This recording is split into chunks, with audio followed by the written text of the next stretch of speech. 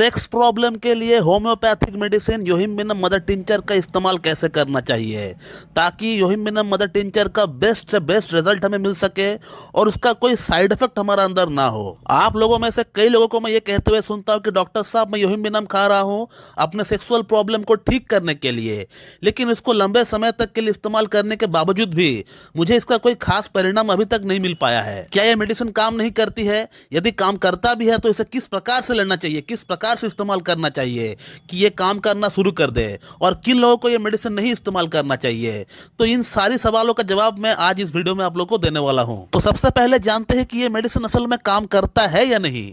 तो दोस्तों, अगर आप लोग मेरा कहना माने तो योहिम्बिनम जो मेडिसिन है ये बहुत बढ़िया तरीके से काम करती है पुरुषों की प्रॉब्लम में, सेक्सुअल प्रॉब्लम की भीतर, इरेक्टाइल डिस्फंक्शन की प्रॉब्लम में, लिंग के अंदर तनाव की अगर बात करें तो उन तमाम समस्याओं में बहुत बढ़िया तरीके से काम करती है। लेकिन जैसे कि मैं आप लोगों को पहले भी बता चुका हूं कि होम्योपैथी में एक ही मेडिसिन सबको सूट करेगी ऐसा नहीं हो सकता है।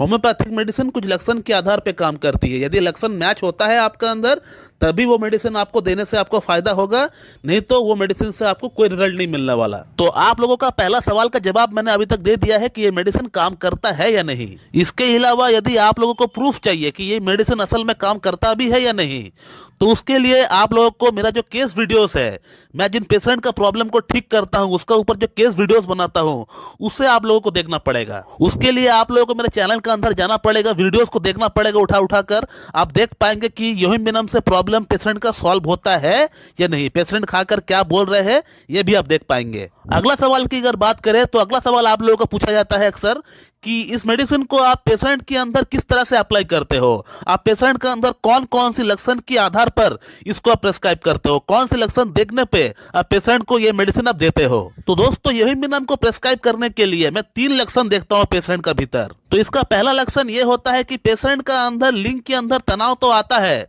एकदम तनाव पूरी तरह नील नहीं हो जाता, जैसे एग्नस कैस्टस में पूरी तरह तनाव नील हो जाता है, जीरो हो जाता है, लेकिन योहिम्बिनम का केस में ऐसा नहीं होता है। पेशेंट का लिंग के अंदर तनाव थोड़ा बहुत रहता है, 30-40%, कई बार 80% भी तनाव आ जाता है, लेकिन वो तनाव रुकता नहीं है। और उसी के साथ पेशेंट का अंदर एक घबराहट होता है, एक बेचैनी होता है कि मेरे से सेक्स हो पाएगा या नहीं, और ये सोच सोच कर वो अपना अंदर एक तरह से डर पैदा कर लेता है और अपना अंदर जो एक सोच पैदा कर लेता है कि मेरे से शायद सेक्स ना हो पाए। इसके अलावा पेशेंट को सेक्स करने से पहले बहुत घबराहट होता है, बेचैनी होता है, बहुत पसीना छूटता है। ये बहुत वेल कीनोट सिम्टम है योहिम्बिनम का कि पेशेंट का अंदर घबराहट होता है, सेक्स से पहले बेचैनी होता है और पसीना छूटता है, और वो पसीना फेस से बहुत ज्यादा आता है, चेहरे से बहुत ज्यादा आता है। इस मेडिसिन का अगला सिम्टम जो पेशेंट का अंदर में देखता हूं, ये बहुत ही गोल्डन सिम्टम है इस मेडिसिन का। वो ये है कि पेशेंट से जब मैं केस टेकिंग करता हूं तब मैं प्रयास करता हूं ये जानने का उसको नींद किस प्रकार का आता है, उसका नींद में सपना आता है या नहीं। तो योहिम्बिनम का पेशेंट को सपना तो आता है,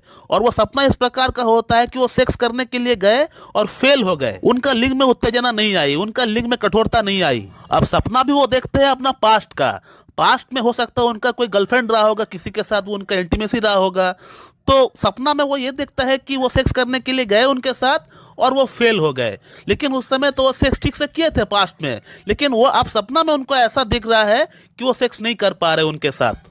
तो पेशेंट का ये कहना होता है कि सर हम सपना देखते हैं लेकिन सपना में भी हम सेक्स करने में असफल रहे हैं। बोरिक मटेरिया मेडिका में भी यही लाइन लिखा हुआ है, यानी किताब में भी यही लाइन लिखा हुआ है कि thoughts of event of whole past life keeps him awake, कि पुराने दिनों की बातों को वो सपनों में याद करके उसका नींद खुल जाता है। थर्ड जो सिम्टम मैं देखता हूँ योहिम्बिनम का, वो यह है कि पेशेंट का अंदर सेक्स की प्रति डिजायर है या नहीं। क्योंकि योहिम्बिनम का जो पेशेंट होता है इसको सेक्स के प्रति डिजायर बहुत ज्यादा होता है, इच्छा तो बहुत होती है, लेकिन इसका लिंग के अंदर ब्लड सप्लाई नहीं हो पाता है। तो इस प्रकार हम इस मेडिसिन का सिलेक्शन करते हैं किसी पेशेंट का भीतर।